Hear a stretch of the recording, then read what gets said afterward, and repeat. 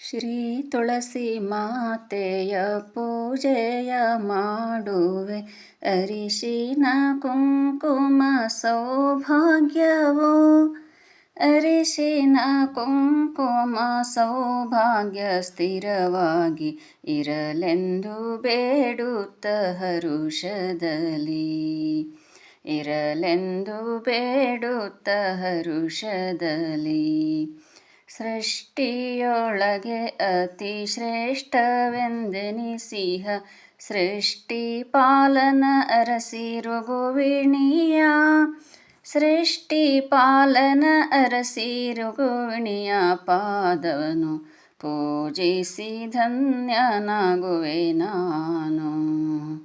ಅಂಗಳದೊಳು ಹುಟ್ಟಿ ಕುಡಿಗೊಂಡು ಚಿಗುರಿಯೇ ಭಜಿಸುವ ಭಕ್ತರ ಪೊರೆಯುತ್ತಲೇ, ಭಜಿಸುವ ಭಕ್ತರ ಪೊರೆಯುತ್ತ ಮೆರೆಯುವ ಸಿರಿದೇವಿಯ ಚರಣ ಕಮಲವನು.